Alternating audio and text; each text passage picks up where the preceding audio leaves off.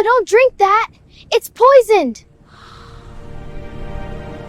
The flight attendant's hand hovered over the orange juice, a small vial concealed in her palm. But 8-year-old Keturah saw everything. What happened next would expose a conspiracy that reached far beyond that first-class cabin. The little girl's scream pierced through the hum of the airplane engines. Passengers gasped as the glass shattered against the floor, orange juice splashing across pristine white uniforms and expensive leather seats. Chaos erupted. Accusations flew. And in the center of it all stood a child whose vigilance had just saved her grandfather's life and unraveled a plot worth billions. But how did we get here? How did a child see what adults missed? And what made this particular flight so dangerous? To understand that, we need to go back to the beginning of that fateful day. Her name was Keturah Obed. 8 years old, small for her age, with bright, observant eyes that seemed to take in everything around her. Her hair was pulled back in 2 neat braids that framed a face far too serious for someone so young. While other children her age were thinking about cartoons and playgrounds, Keturah was thinking about medication schedules and whether her grandfather had eaten enough breakfast. She hadn't always been this way. 3 years ago, Keturah had been like any other 5-year-old, carefree and full of laughter. But then came the phone call that changed everything. A car accident on a rainy November evening. Her parents gone in an instant. And suddenly, the little girl who had been the center of her parents' world found herself clinging to the only family she had left, her grandfather Ezra. Grief has a way of aging people, even children. Keturah rarely spoke unless necessary. She watched instead. She noticed things. The way her grandfather's hand trembled slightly when he was tired. The way his breathing changed when he climbed stairs. The exact times he needed to take his heart medication. She had memorized his favorite foods, knew which jokes made him smile, understood when he needed silence and when he needed company. Keturah wasn't just living with her grandfather. She was watching over him, protecting him. Because he was her entire world now, and the thought of losing him the way she'd lost her parents kept her awake some nights, staring at the ceiling, listening for his breathing in the next room. On this particular morning, they were flying from New York to Atlanta. Her grandfather had a business meeting he couldn't miss, something about the board and company decisions that Keturah didn't fully understand. What she did understand was that her grandfather seemed more tired than usual, more worried. She'd held his hand a little tighter as they'd left for the airport. Now, let me tell you about the man Keturah was protecting, because understanding him is crucial to understanding why what happened on that flight was so much more than a random act of cruelty. Ezra Obed was 72 years old, a self-made billionaire who had built an empire from absolutely nothing. He was distinguished-looking, with silver hair that he kept neatly trimmed and dark eyes that still held the sharpness of a man who'd spent decades making decisions that affected thousands of lives. But if you watched him carefully, you'd notice he moved with the careful deliberation of someone managing a chronic heart condition. Each step was measured. Each movement economical. Ezra's story was the kind that used to be called the American dream, back when people still believed in such things. He'd grown up in rural Georgia, in poverty so deep that some days there wasn't enough food on the table. His parents had been sharecroppers, barely scraping by.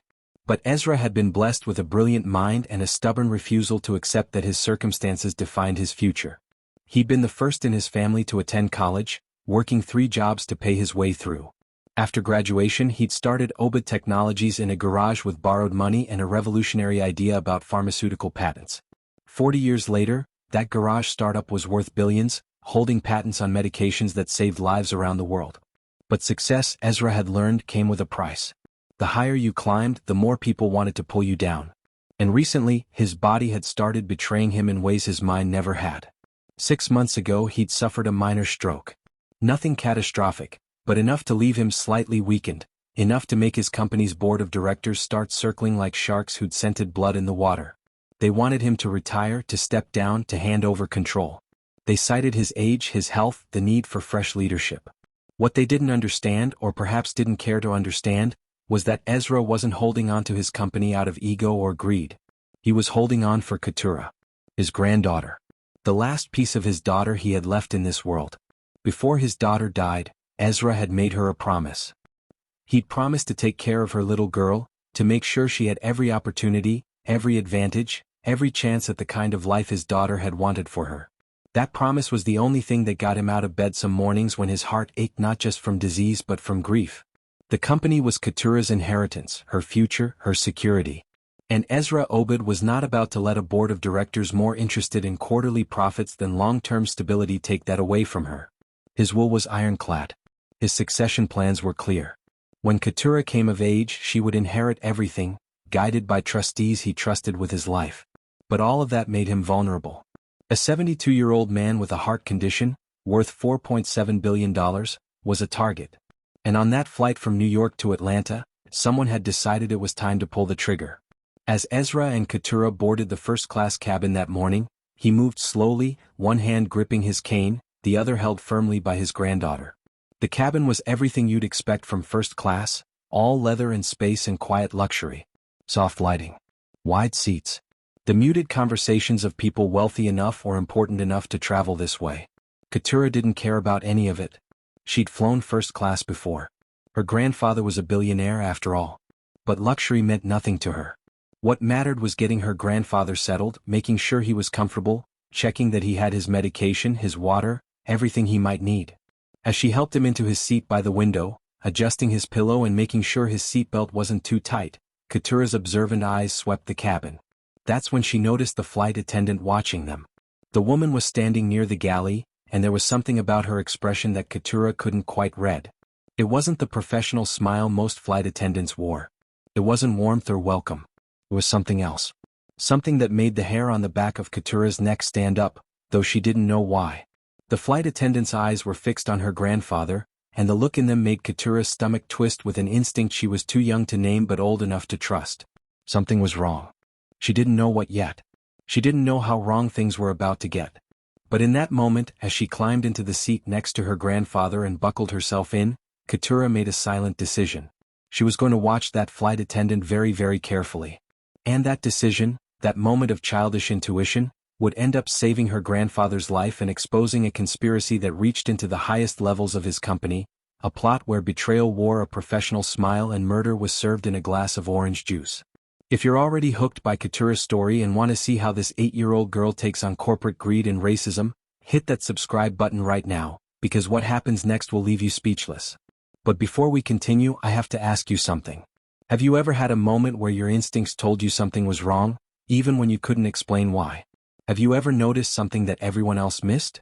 Drop your experience in the comments below, because what Keturah was about to face required exactly that kind of awareness, and I want to know if you would have seen what she saw. The flight attendant's name was Dinah Shelomith, and if you'd asked anyone who worked with her, they would have told you she was the picture of professionalism.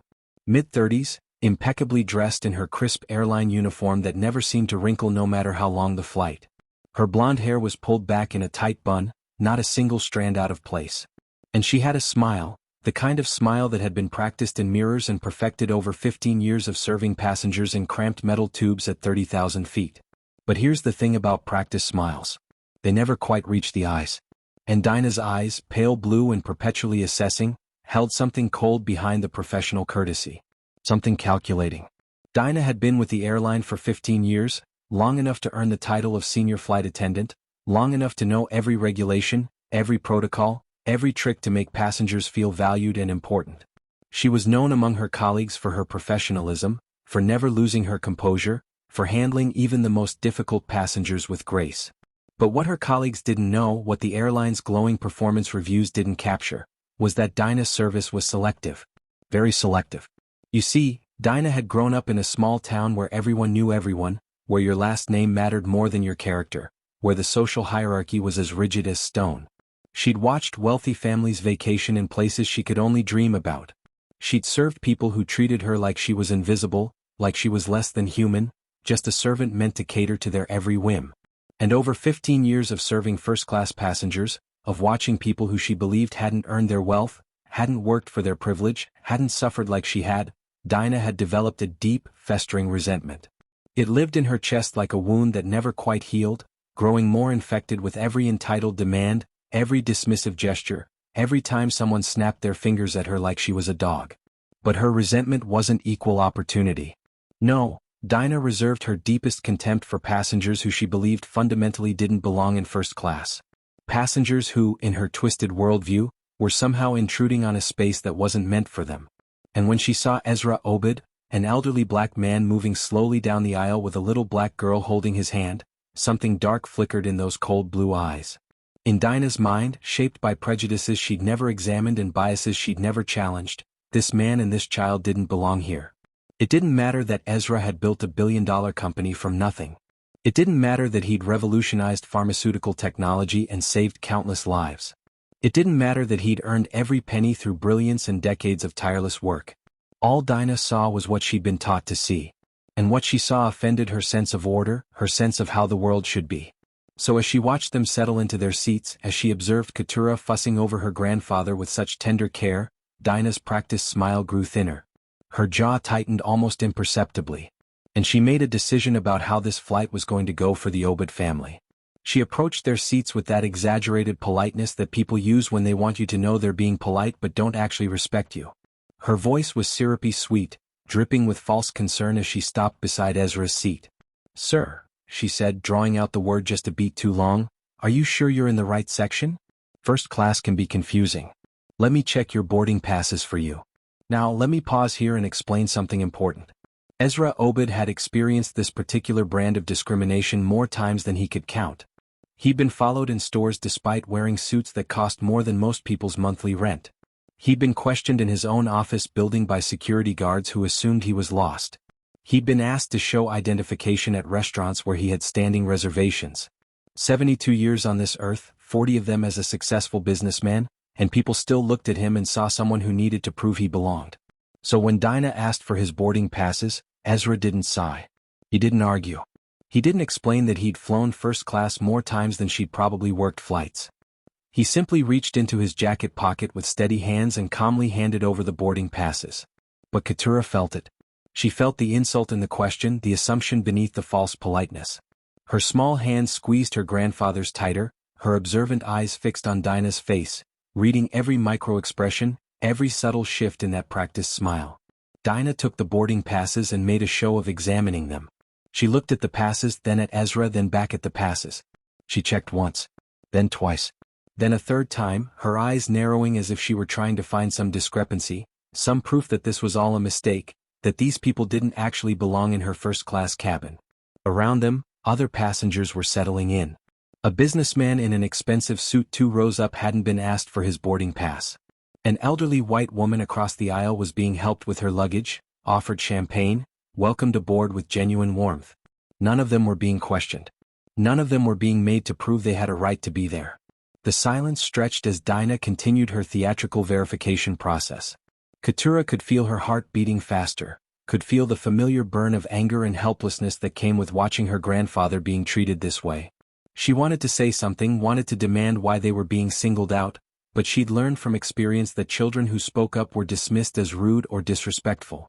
Finally, after what felt like an eternity but was probably only 30 seconds, Dinah handed the boarding passes back.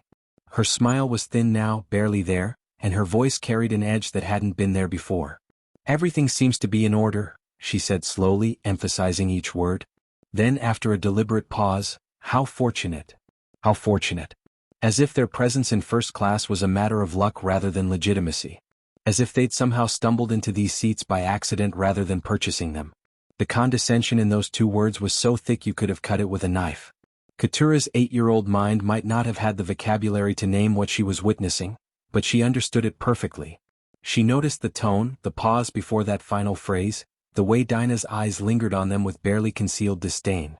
She saw how Dinah's smile was nothing like the warm, genuine smile she'd given the white woman across the aisle. And something hardened in Keturah's chest.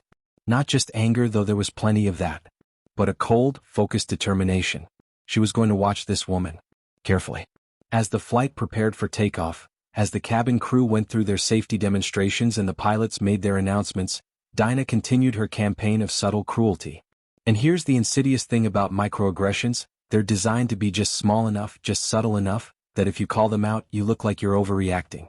Each individual incident seems too minor to make a fuss about. But together they accumulate like poison. Ezra had politely requested a glass of water shortly after takeoff. Dinah had smiled, nodded, said, "Of course, sir," and walked away. 10 minutes passed. No water. Keturah watched as Dinah moved through the cabin with her cart, offering champagne and orange juice to other passengers. She watched as the businessman 2 rows up received his drink immediately, as the elderly woman across the aisle was offered a choice of beverages with genuine attentiveness. She watched as Dinah approached their row and then, somehow, simply skipped past them as if they weren't there. 15 minutes after his initial request, Ezra gently flagged Dinah down as she passed by again. "Excuse me," he said, his voice patient and kind despite the obvious slight, "I'd asked for some water a while ago." Dinah's eyebrows shot up in theatrical surprise, her hand flying to her chest as if she'd just remembered something shocking. "Oh, I'm so sorry," she exclaimed, her voice loud enough that other passengers glanced over. "It's just so busy today. You understand, don't you? So many passengers with so many requests. I'll get that for you right away." But she didn't get it right away. She took another 5 minutes, stopping to chat with other passengers, to adjust someone's overhead compartment, to do everything except bring the water that Ezra had now been waiting 20 minutes for. Meanwhile, Keturah watched the elderly white woman across the aisle receive her second glass of champagne without even having to ask. She watched the flight attendant laugh warmly at something the woman said, saw the genuine connection, the human-to-human interaction that Dinah had denied her grandfather from the moment they'd boarded. When the water finally arrived, Dinah placed it on Ezra's tray table without meeting his eyes, without the smile she'd given everyone else, without even a proper acknowledgement. Just a glass of water, set down like an afterthought, like a chore she resented having to complete. "Oh, I'm so sorry, it's just so busy today, you understand?" The words echoed in Keturah's mind. Sorry but not sorry. Busy but only too busy for them. You understand, but really what Dinah meant was, you should know your place, you should be grateful for whatever scraps of service I deign to give you. Keturah's young mind was processing the unfairness of it all, trying to reconcile what she was seeing with what she'd been taught about how people should treat each other. Her grandfather had always told her that everyone deserved kindness, that respect wasn't something you had to earn based on the color of your skin or the size of your bank account. He taught her about dignity, about treating service workers with courtesy, about recognizing the humanity in every person you encountered. But Dinah wasn't extending that same courtesy to them. And the anger building in Keturah's chest was like nothing she'd felt before. It was hot and cold at the same time, making her hands clench into small fists, making her jaw tight. She'd seen this before. She'd seen the way people looked at her grandfather differently when they were shopping, when they were dining out, when they were simply existing in spaces where some people thought they didn't belong. She'd heard the whispers, caught the stares, felt the weight of other people's prejudices pressing down on them like a physical force. But this felt different. They were trapped here, 30,000 feet in the air, at the mercy of a woman who had clearly decided they were unworthy of basic human decency. There was no walking away, no going to a different store, no leaving the restaurant. They were stuck in this metal tube with Dinah and her cold eyes and her practiced smile that never reached beyond her lips. As the flight continued, Keturah kept watching. She watched as Dinah continued to skip their row when offering snacks. She watched as other passengers received warm towels and they received nothing. She watched as Dinah's service became increasingly pointed in its exclusion, as if she were daring them to complain, to make a scene, to give her an excuse to label them as difficult passengers. The unfairness of it made Keturah want to scream. She was 8 years old and she was watching her grandfather, this brilliant, kind, accomplished man who had built empires and saved lives, being treated as if he were nothing. As if he were less than nothing. Then Ezra leaned down and Keturah felt his warm hand on her shoulder.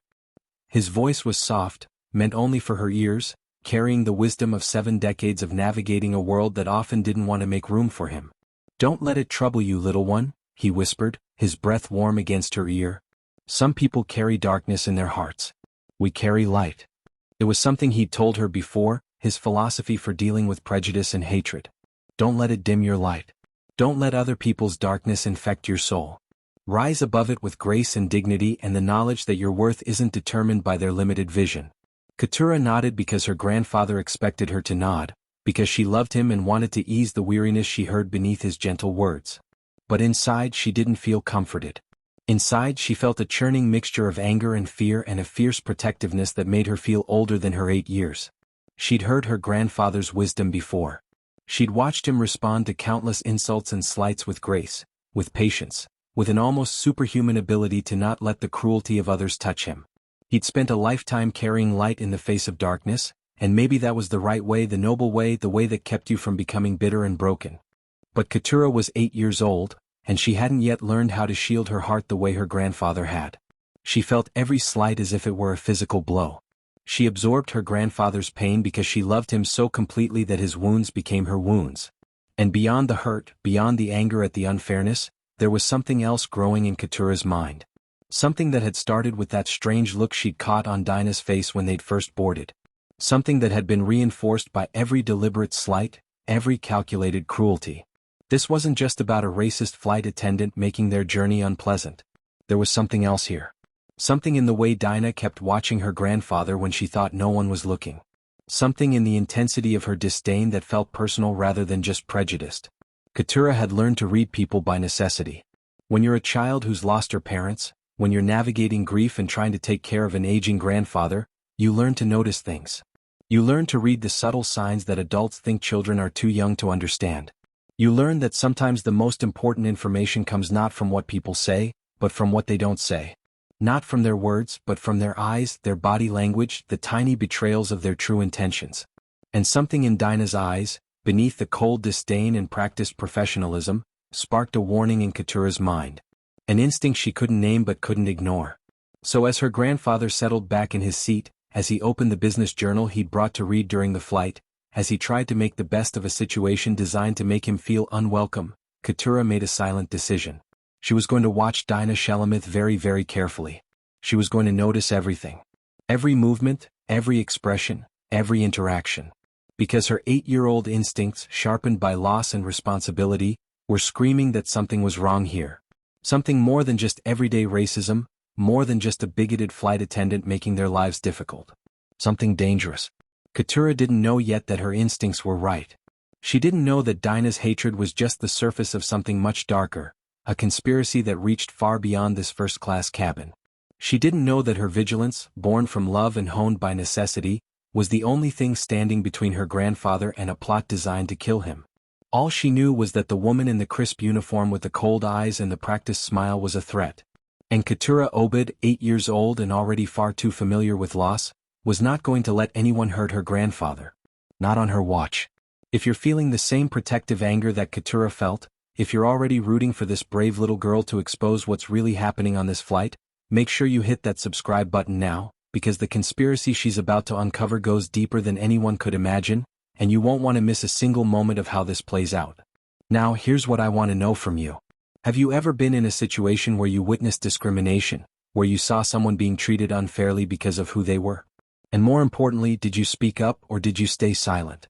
Drop your answer in the comments because what happens next in Keturah's story is going to challenge everything we think we know about courage, about standing up for what's right, even when you're the smallest person in the room. The cabin had settled into that particular rhythm that long flights develop, the hum of engines becoming white noise, passengers absorbed in books or screens or sleep. Keturah had almost convinced herself that maybe she was overreacting, that maybe Dinah was just another hateful person they'd have to endure for a few hours before never seeing again. And then she boarded. The boarding door had been closed for at least 10 minutes. The flight attendants had completed their safety demonstration. The plane was taxiing toward the runway. But suddenly, there was a commotion near the front of the cabin, raised voices, and then the click of heels on the aircraft floor. A woman swept into first class with the kind of confidence that suggested she was used to rules bending around her. Late 40s, dressed in business attire that probably cost more than most people's monthly salary. A charcoal gray suit with razor-sharp tailoring, a silk blouse the color of fresh cream, and shoes that gleamed like polished obsidian. Her features were sharp, angular, the kind of face that looked like it had been carved rather than born. And behind designer glasses with frames that probably had some Italian name Keturah couldn't pronounce, her eyes were cold, assessing everything and everyone with the calculating precision of a predator evaluating potential prey. She moved past the other passengers without acknowledging them, without the apologetic smile people usually offer when boarding late, without any sign that she felt even slightly guilty about delaying the flight. She carried a leather briefcase that looked expensive enough to be a down payment on a car, and she walked like someone who'd spent her entire life in rooms where she was the most important person present. The woman took a seat near the back of first class, settling in with practiced efficiency, pulling out her phone before the flight attendant could remind her to turn it off, her fingers moving across the screen with the rapid-fire intensity of someone conducting business that couldn't wait. Keturah watched her, that same instinct that had been whispering warnings about Dinah now practically shouting. There was something about this woman. Something in the way she held herself, in the coldness of her eyes, in the slight curl of her lip as she glanced around the cabin as if finding everyone in it vaguely disappointing.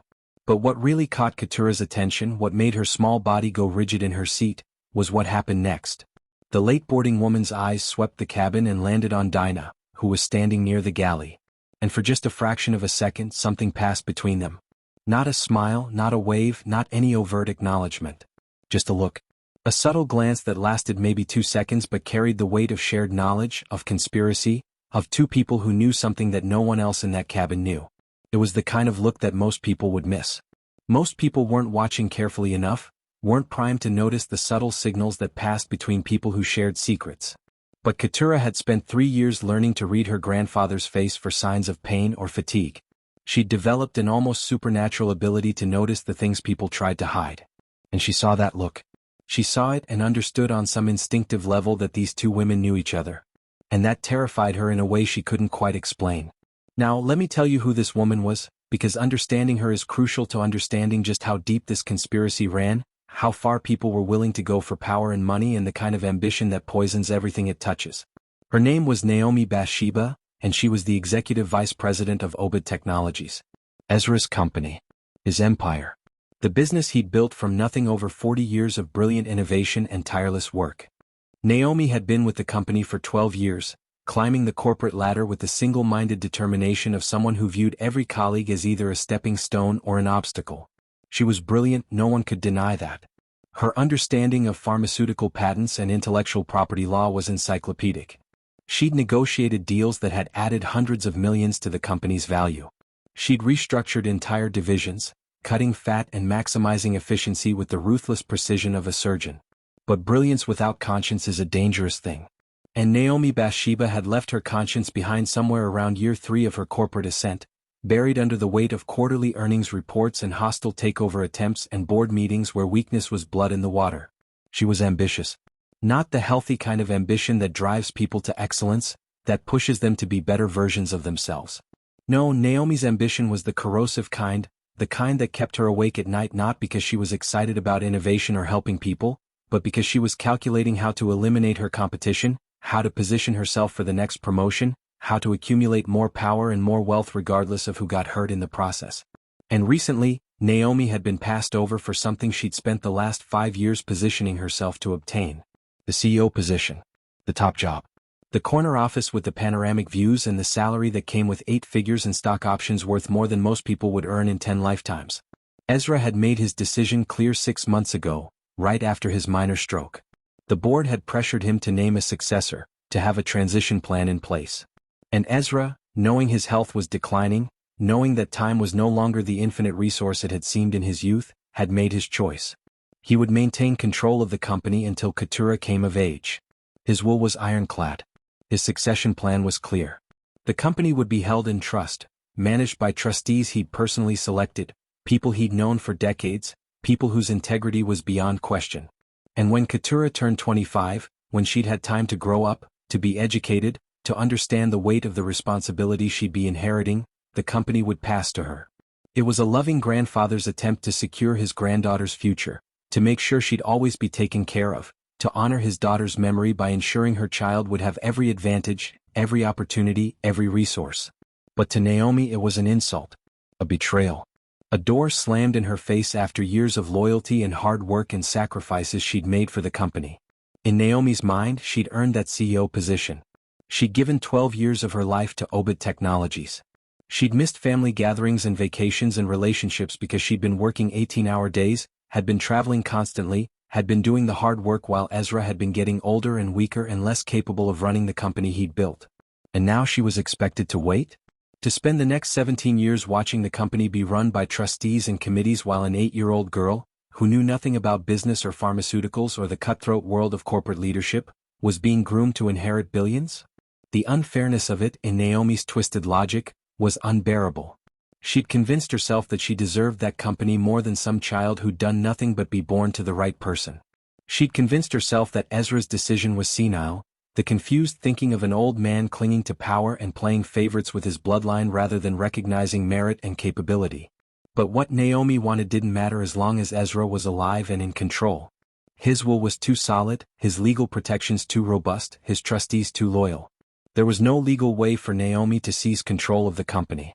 No boardroom maneuver, no shareholder vote, no hostile takeover that could circumvent Ezra's explicit wishes. Unless Ezra was no longer alive. Unless something happened to him that made his carefully constructed succession plan moot. Unless the board, faced with a sudden tragedy and the need for immediate leadership, had to invoke emergency protocols that would require them to name an interim CEO. And if that interim CEO happened to be the executive vice president who'd been with the company for 12 years, who knew every aspect of the business, who had relationships with every major shareholder, who could position herself as the stable hand on the wheel during a crisis, well, interim positions had a way of becoming permanent. Naomi had spent 6 months working on this plan. 6 months cultivating board members, making promises, forming alliances, ensuring that when the moment came when Ezra's death created the power vacuum she needed, she'd be the obvious, inevitable choice to fill it. But Ezra's health, while declining, wasn't declining fast enough. The man was stubborn, clinging to life with the same determination he'd shown in building his empire. And Naomi was tired of waiting. Tired of watching the clock tick away while she got older, while other opportunities passed her by, while that 8-year-old girl grew up knowing she'd inherit billions just for having the right last name. So Naomi had decided to help fate along. To create the incident that would trigger the succession clause, that would force the board's hand, that would finally give her what she deserved. And that's where Dinah came in. The two women had met 6 weeks ago at a hotel bar in Manhattan. Naomi had been in New York for a board meeting. Dinah had been on a layover between flights. They'd struck up a conversation the way strangers sometimes do in hotel bars, both of them nursing expensive drinks and complaining about their lives. Dinah had mentioned her job, her resentment toward entitled passengers, her financial struggles despite 15 years with the airline. And Naomi, always alert for opportunities, always calculating angles, had seen potential. She'd asked careful questions. Learned about Dinah's schedule, her routes, her access. And when she discovered that Dinah would be working a flight from New York to Atlanta in 6 weeks, the same flight Naomi knew Ezra would be taking for an emergency board meeting, she'd recognized divine providence, or at least the next best thing. The plan had come together quickly after that. Money had changed hands, a lot of money, enough to erase Dinah's debts and give her the kind of financial security she'd been dreaming about. Instructions had been given. A substance had been provided, something that would mimic a heart attack, something that would be almost impossible to detect in an initial autopsy, something that would look like the tragic but natural death of an elderly man with a known heart condition. All Dinah had to do was add it to his drink. One simple act. One moment of poisoning that would look like nothing more than a flight attendant serving orange juice. And Ezra Obed would be dead before the plane landed, before anyone could suspect foul play, before his granddaughter could do anything but watch her grandfather die. It was, Naomi thought, the perfect plan. Clean, simple, untraceable, and worth billions. But what neither Naomi nor Dinah had accounted for was the vigilance of an 8-year-old girl who'd already lost too much and was determined not to lose anything more. Keturah sat frozen in her seat, her mind trying to process what she'd just witnessed.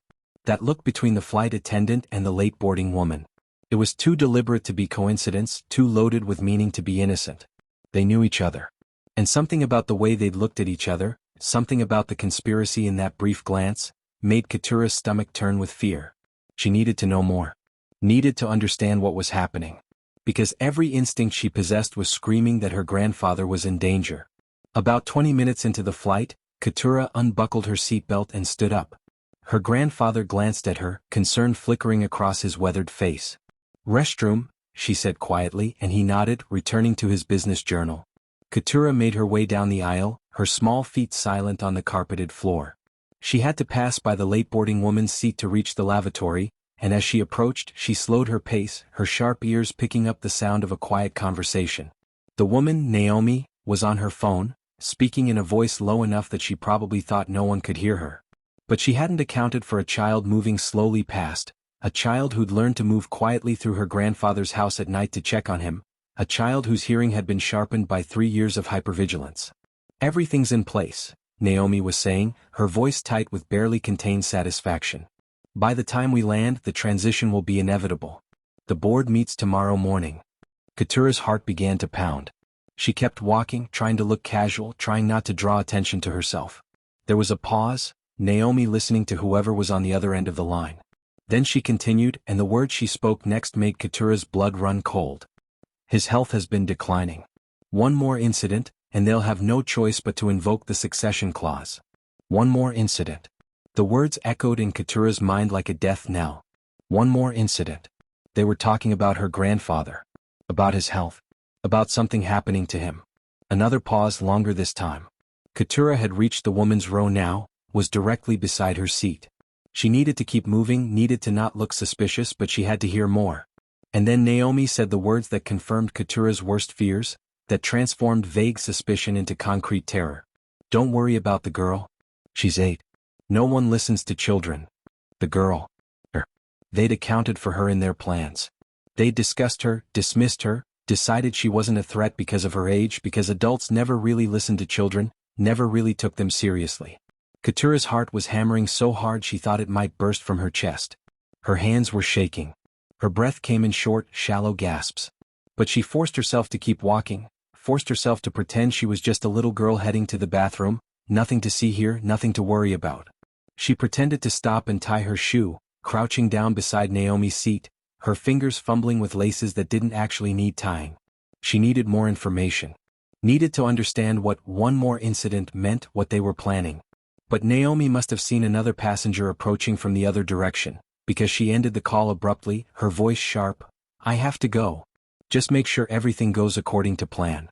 The phone clicked off. Keturah stood up, finished her fake shoe tying, and continued to the lavatory on legs that felt like they might give out at any moment.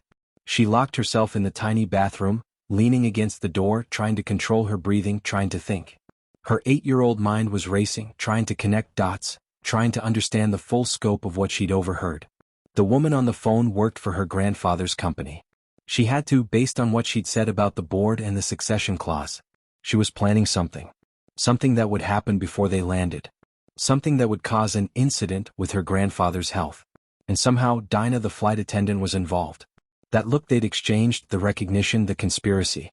Keturah felt tears pricking at her eyes, felt the overwhelming weight of knowledge that was too big, too terrifying for a child to carry alone. But she couldn't tell her grandfather. If she told him what she'd overheard, he'd think she'd misunderstood, or that she was being paranoid, or that she was letting Dinah's earlier racism color her perception of innocent events. Adults never really believe children about important things. They patted you on the head and told you that you had an overactive imagination, that you were too young to understand the complexities of adult situations.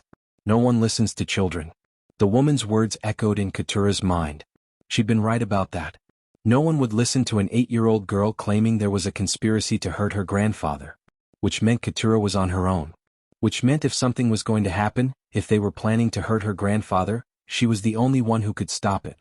The weight of that responsibility pressed down on her small shoulders like a physical force. But Keturah Obed had learned something about herself over the past 3 years. She'd learned that she was stronger than she looked. That loss had forged her into something harder, something more resilient than most 8-year-olds. That when it came to protecting the people she loved, she would do whatever it took. She wiped her eyes, splashed cold water on her face, took 3 deep breaths to steady herself and unlocked the bathroom door. When she returned to her seat, she was hyper-aware, every sense heightened, every nerve on edge. She watched Naomi and Dinah with the intensity of a hawk tracking prey. Her grandfather noticed her tension, placed a gentle hand on her knee. "Everything all right, little one?" he asked, concern warm in his voice. Keturah forced a smile, nodded. "Just tired, grandfather." He accepted this, returned to his journal, and Keturah returned to her surveillance. For the next several minutes, nothing happened. Naomi remained in her seat, working on her laptop. Dinah moved through the cabin, serving drinks and snacks to other passengers, still conspicuously ignoring Ezra and Keturah. And then Keturah saw it. Naomi stood up, stretched as if her back was stiff from sitting, and made her way toward the front of the cabin. Toward the galley. Dinah was there, organizing drink carts, her back to the cabin. Naomi glanced around, checking if anyone was watching. But Keturah was watching. Keturah was always watching now. Naomi approached Dinah, leaned in close, her lips barely moving as she whispered something.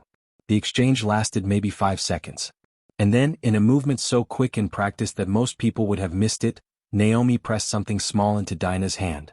Something that Dinah immediately palmed, slipping it into her uniform pocket with the smooth efficiency of someone who'd practiced the movement. The exchange was almost invisible, designed to look like nothing more than 2 acquaintances having a brief conversation. But Keturah saw it. Saw the conspiracy made manifest, saw the physical passing of something from one woman to the other, saw the way they separated quickly, casually, as if nothing significant had just occurred. Keturah's stomach twisted with fear so intense it almost made her nauseous. They'd given Dinah something. Something small enough to conceal in a pocket. Something that was clearly part of their plan. Something that was meant for her grandfather. Her mind raced through possibilities, each more terrifying than the last. Poison? A drug? Something that would trigger his heart condition, make it look like he'd died of natural causes?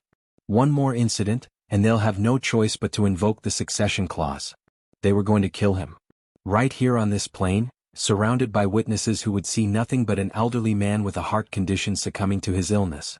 They were going to murder her grandfather and make it look like an accident, like the inevitable end of a life that had been declining anyway. And no one would know. No one would suspect. Because who would imagine that a flight attendant and a corporate executive would conspire to commit murder at 30,000 feet? Keturah's hands were shaking. Her whole body was shaking. Fear and rage and desperate determination all warred within her 8-year-old frame. She had to do something. Had to protect her grandfather. But what could an 8-year-old girl do against 2 adult women who'd clearly planned this down to the last detail? She had no proof. Just a overheard conversation that could be explained away and an exchange she'd witnessed that could be dismissed as innocent. She had no power, no authority, no way to make adults listen to her accusations.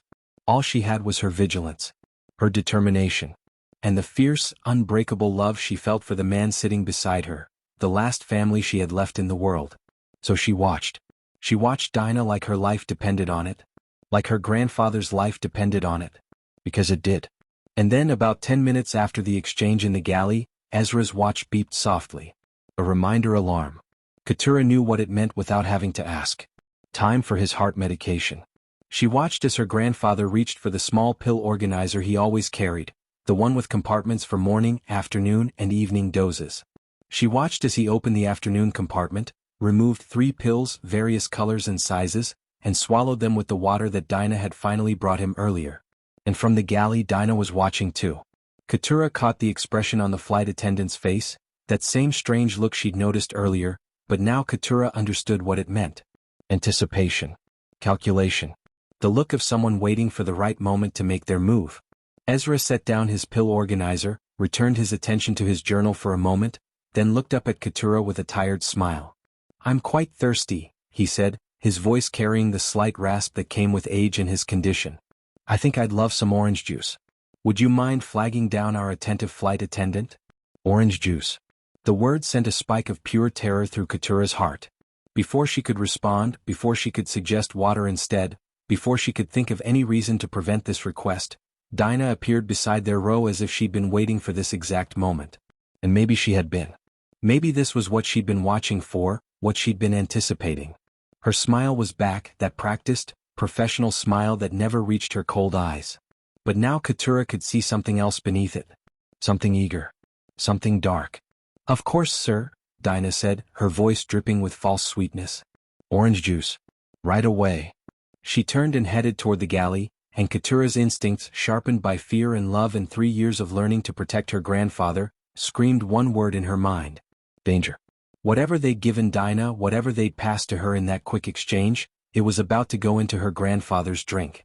They were about to poison him. About to murder him right here, right now, while Keturah sat helpless beside him.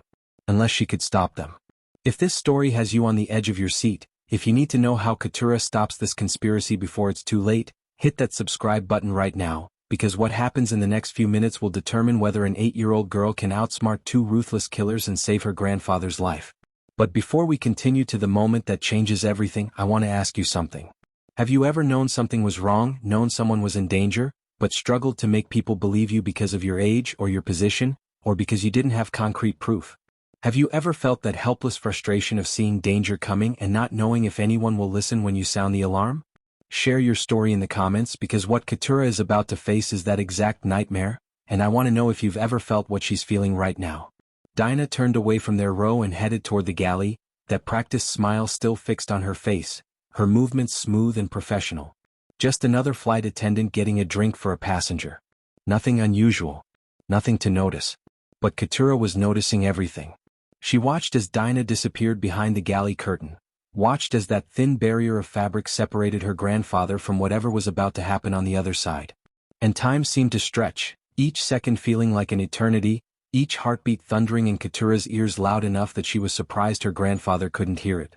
Keturah's small hands gripped the armrests of her seat so tightly that her knuckles went white.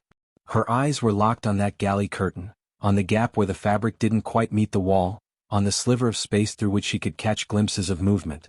Ezra, oblivious to his granddaughter's terror, had returned his attention to his business journal, reading an article about pharmaceutical patent law, making small notes in the margins with the expensive pen he always carried. He was so calm, so trusting, so completely unaware that his life was hanging in the balance just a few feet away, separated from him by nothing more than a curtain and the thin veneer of civilized society.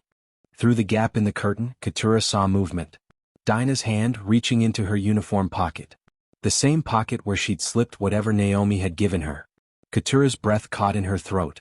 She saw Dinah pull out something small, a vial maybe 2 inches long, the kind that might hold medication or perfume or any number of innocent substances. But there was nothing innocent about the way Dinah handled it, nothing innocent about the way she glanced toward the cabin to make sure no one was watching before she uncapped it with steady, practiced hands. Now, Keturah didn't understand what she was seeing, not fully. She didn't have the medical knowledge to identify the substance, didn't have the scientific background to understand its properties. But I need to tell you what Dinah was holding, what she was about to put in Ezra's drink, because understanding this is crucial to understanding just how close death came to that first-class cabin. The vial contained a synthetic compound, something that had been designed in a laboratory by people with advanced degrees in chemistry and pharmacology and no conscience whatsoever. It was a drug that mimicked heart attack symptoms with terrifying precision. Chest pain, shortness of breath, irregular heartbeat, all the classic signs of cardiac arrest in someone with a known heart condition. The beautiful thing about it, from a murderer's perspective, was that it was almost undetectable. In a standard autopsy, especially one performed on an elderly man with documented heart problems, it would metabolize quickly, breaking down into compounds that looked like natural byproducts of cardiac distress. The medical examiner would see exactly what they expected to see: an old man's heart giving out, the inevitable end of a life that had been on borrowed time anyway. You'd need very specific tests that wouldn't be ordered unless someone already suspected poisoning, to detect it. And who would suspect poisoning? Who would imagine that a flight attendant had deliberately murdered a passenger? It would be ruled natural causes. The family would grieve. The company would transition to new leadership. And no one would ever know that Ezra Obed had been murdered for his billions. The dosage Dinah was holding was carefully calculated. Enough to be lethal given Ezra's condition, but not so much that it would raise suspicions. Naomi had done her homework, had consulted with people who understood exactly how to make murder look like misfortune. Through the gap in the curtain, Keturah watched as Dinah tilted the vial over a glass. Watched as liquid, clear and innocent-looking, dripped into what was presumably orange juice. 1 drop. 2 drops. 3. Each drop carrying death, carrying the end of everything Keturah held dear. Dinah recapped the vial, slipped it back into her pocket, and used a stirrer to mix the contaminated juice, ensuring the poison was evenly distributed, ensuring there'd be no telltale residue at the bottom of the glass that might make someone suspicious. Keturah's heart was racing so fast she thought she might pass out. Her vision was tunneling, everything going dark at the edges except for that gap in the curtain, that glimpse of her grandfather's murder being prepared with the casual efficiency of someone mixing a cocktail. She wanted to scream. Wanted to run to the cockpit, to the air marshal if there was one, to anyone who might have the authority to stop this. But her body felt frozen, paralyzed by fear and the awful knowledge that she had no proof, no way to make anyone believe what she'd just witnessed. And then Dinah was moving, emerging from behind the galley curtain with a glass of orange juice on a small tray, that practiced smile back in place, walking toward their row with the smooth gait of someone who'd traversed thousands of miles of airplane aisles over 15 years. She looked so normal. So professional. Just a flight attendant doing her job, bringing a passenger the drink he'd requested. No one watching would see anything amiss. No one would suspect that death was being delivered with a smile and a tray. "Here you are, sir," Dinah said as she reached their row, her voice warm and solicitous, completely different from the cold disdain she'd shown them earlier. "Fresh squeezed orange juice. The best we have." Fresh squeezed. A lie wrapped in customer service language. The juice was probably from a carton, but that detail didn't matter. What mattered was the poison mixing with the citrus, invisible and lethal. Ezra looked up from his journal, his weathered face breaking into a grateful smile. After the earlier poor service, after being ignored and dismissed, this sudden attentiveness probably seemed like a pleasant change. He had no reason to be suspicious, no reason to think that this smiling woman was handing him his own death. "Thank you so much," Ezra said, his voice carrying that courteous warmth that characterized everything he did. Even when people treated him poorly, he responded with grace. It was one of the things Keturah loved most about her grandfather, his refusal to let other people's darkness diminish his light. But in this moment, that grace, that trust in basic human decency, was about to kill him. Ezra reached for the glass, his hand extending across the small tray table, his fingers closing around the cool glass. And Keturah's eyes locked onto it, onto the container holding her grandfather's murder. And she saw it. Something most people would have missed, something so subtle that even if they'd noticed they probably would have dismissed it as nothing. But Keturah had spent 3 years studying her grandfather's medication, watching nurses and doctors handle his prescriptions, becoming hypervigilant about everything that went into his body. There was a slight residue on the rim of the glass.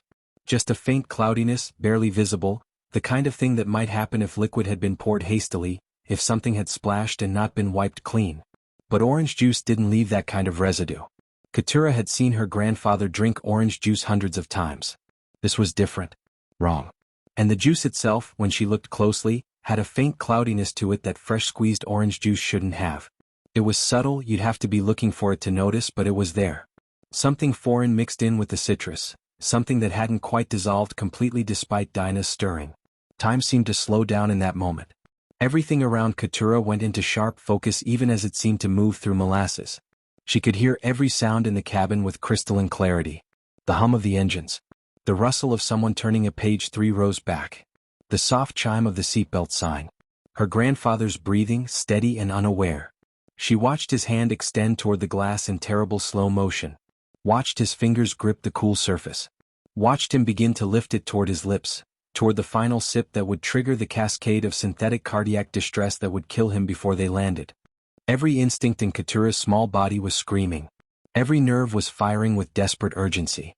Every cell of her being was focused on one single imperative: danger. She couldn't let him drink it. She couldn't let that poison touch his lips.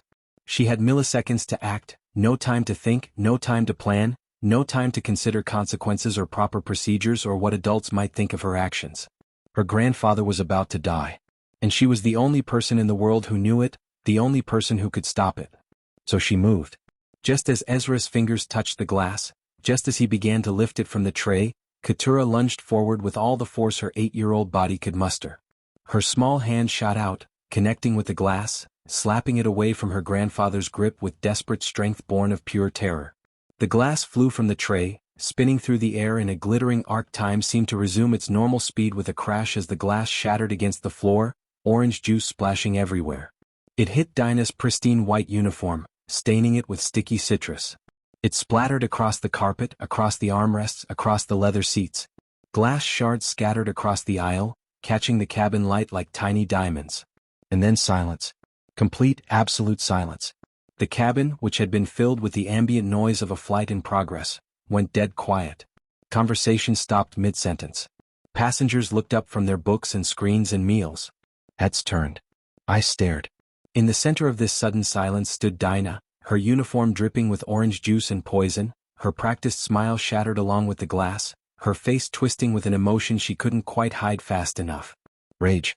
Pure, undiluted rage flashed across her features, contorting them into something ugly and hateful. "You little..." The words burst from her lips before she could stop them, venom and fury in her voice, the mask slipping completely for just a second. But she caught herself, forced the anger back down, tried to smooth her expression back into something professional. Too late. Keturah had seen it. Other passengers had seen it.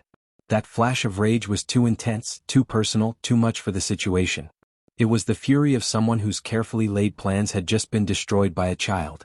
Ezra's hand was on Keturah's shoulder, gripping it with confused strength. His voice was sharp with shock and confusion, completely bewildered by what had just happened.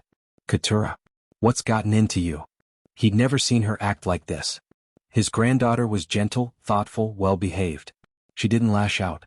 She didn't break things. She didn't create scenes in public places. For her to suddenly attack a glass of orange juice with such violence was completely out of character, completely inexplicable. Around them, passengers were staring. Some looked concerned. Some looked disapproving. An 8-year-old girl had just caused a scene, had just destroyed property, had just assaulted a flight attendant's uniform with sticky juice. Adults were forming opinions, making judgments, deciding that this was a child having some kind of episode, a tantrum, behavior that needed to be corrected. But Keturah barely heard her grandfather's question. She was too focused on Dinah, on the rage that had flashed across the flight attendant's face, on the way Dinah's hands were clenched into fists at her sides, on the murder in her eyes that had been exposed for just a fraction of a second. And Keturah realized in that moment that she'd crossed a line. She'd acted without proof, without evidence, based solely on instinct and overheard conversations and a cloudiness in orange juice that could have been nothing. She'd destroyed any chance of catching them subtly, any possibility of quietly alerting authorities. She'd forced everything into the open, made it loud and public and impossible to ignore. Which meant she had to commit. Had to follow through. Had to make people understand what she'd just prevented, even if it meant sounding crazy, even if it meant no one would believe her. So when Dinah opened her mouth to speak, probably to smooth things over, to make Keturah look like an irrational child and herself like a patient professional dealing with a difficult situation, Keturah found her voice. It shook. Her whole body was shaking, trembling with adrenaline and fear and the desperate need to make people understand. But her voice, when it came out, was loud enough for the entire first-class cabin to hear. She put something in it, grandfather, Keturah said, the words tumbling out fast and urgent. I saw her. She put something in your juice. In the galley. She pulled out a vial and put something in your drink. Ezra's expression shifted from confusion to concern. Not belief, not yet, but concern for his granddaughter's state of mind. He probably thought the stress of the flight, the earlier racism from Dinah, had triggered some kind of anxiety response in his traumatized granddaughter. Sweetheart, he began, his voice gentle, trying to calm her down. But Dinah was already responding, her expression shifting into false concern so perfectly calibrated it was almost believable. Almost. If you hadn't seen that flash of rage, if you hadn't caught the murder in her eyes, you might have believed the worried, patient tone she was using now.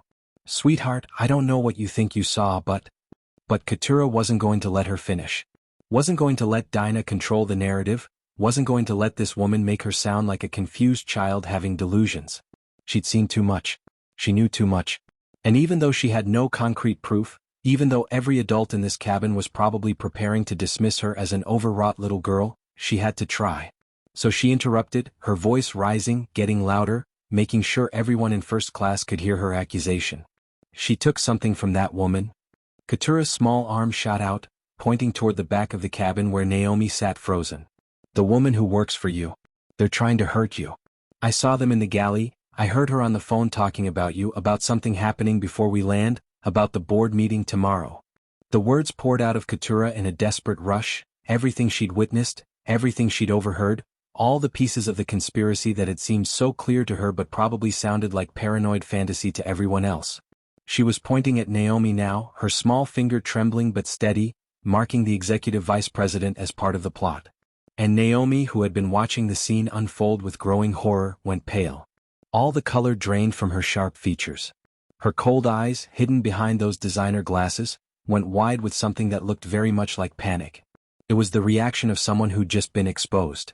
Someone who'd just watched their carefully constructed conspiracy collapse in real time because an 8-year-old girl had been paying attention when she was supposed to be dismissed and ignored. The cabin erupted in murmurs. Passengers who'd been watching with polite concern were now whispering to each other, craning their necks to see the woman Keturah was pointing at, trying to understand what was happening. The quiet of the flight was replaced by a buzz of confused conversation, questions being asked, theories being formed. An elderly man across the aisle spoke up, his voice carrying authority. I saw them too. The two women. They were talking in the galley earlier. It did look suspicious. A woman 2 rows back added, and I noticed the flight attendant was in the galley for a very long time before bringing out that juice. Longer than it should take to pour a drink. More voices joined in. People who'd been dismissing this as a child's tantrum were now reconsidering, now looking at Dinah and Naomi with new suspicion, now wondering if maybe, possibly, this little girl had seen something real. Dinah's face was cycling through emotions too quickly now, unable to settle on the right expression. The professional mask kept slipping, revealing flashes of panic underneath.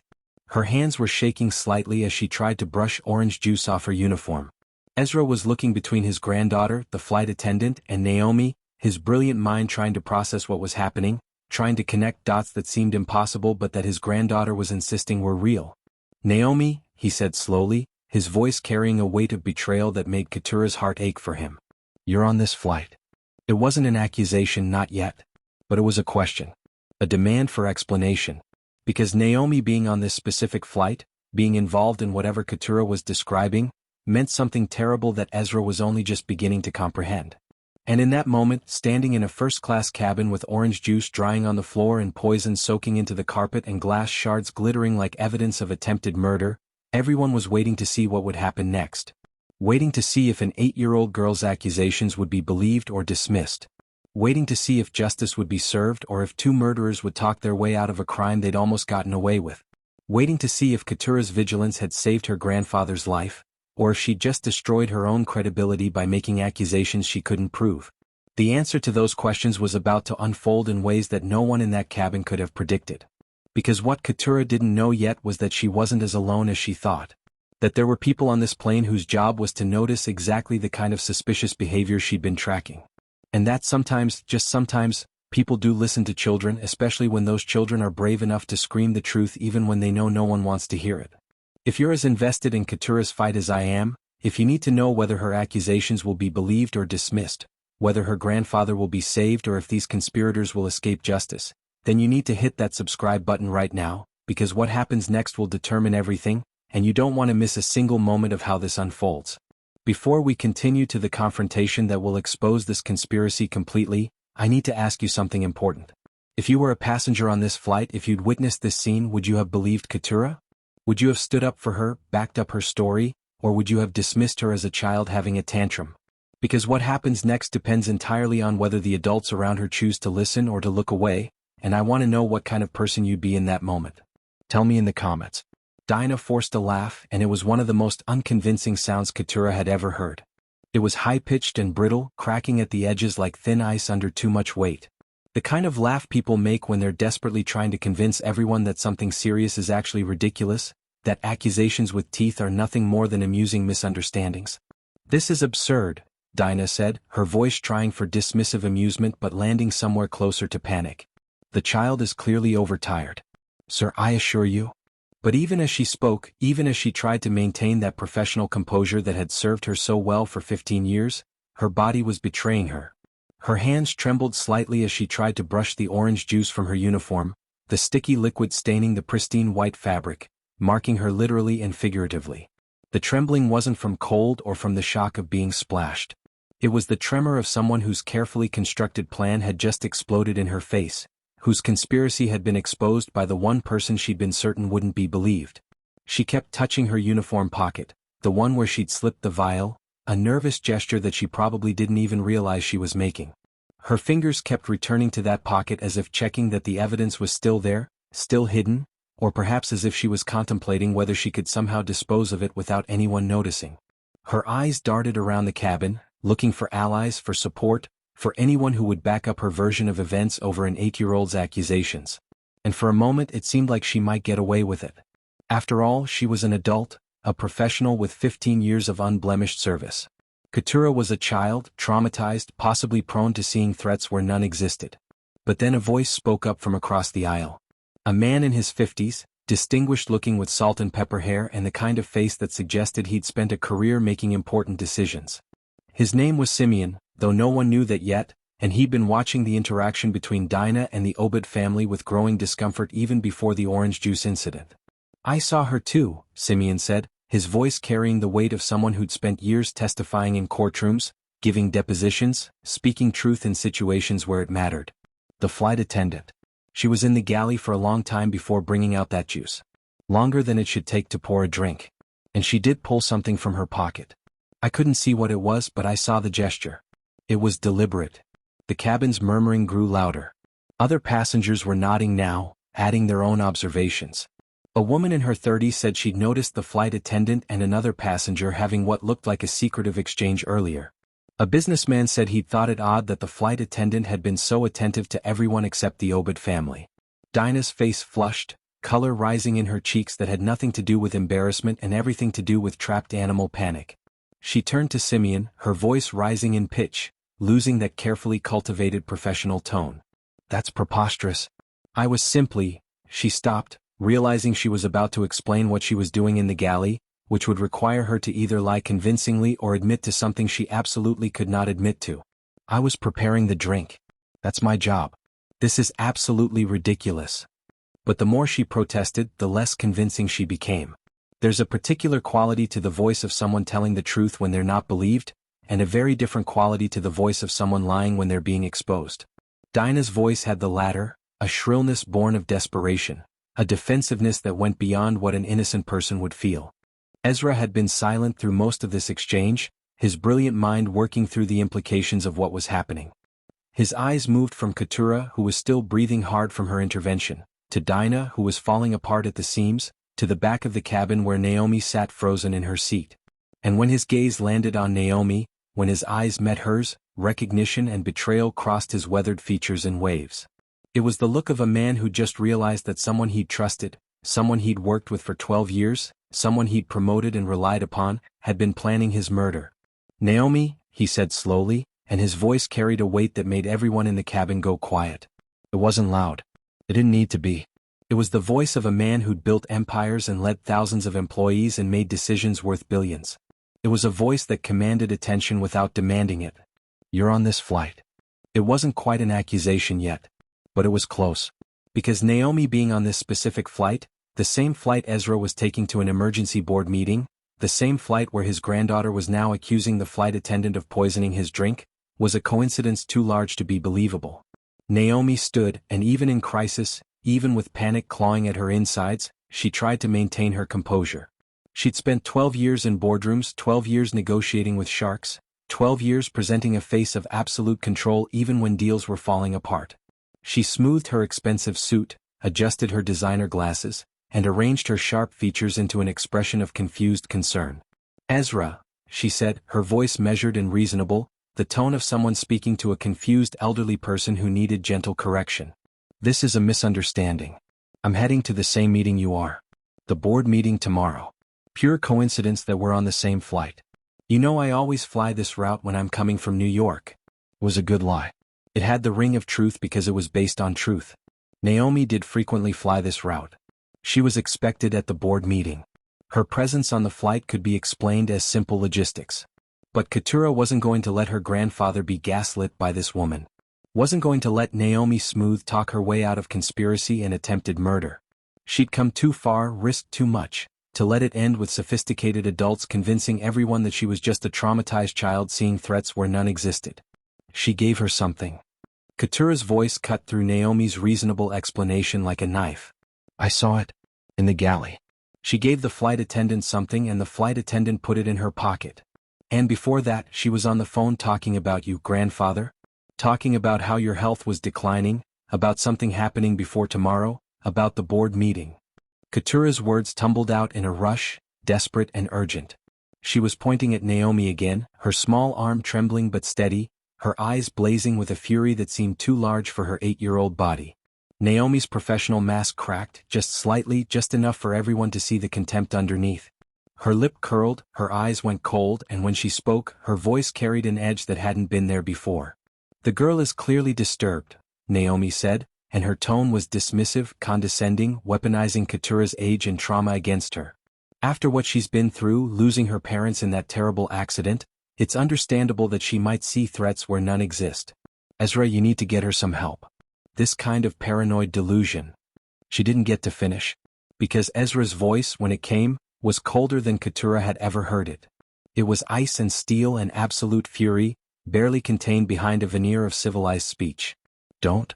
The single word cut through the cabin like a blade. Don't you dare use my granddaughter's grief as a weapon. Don't you dare try to paint her trauma as mental illness to cover your own crimes.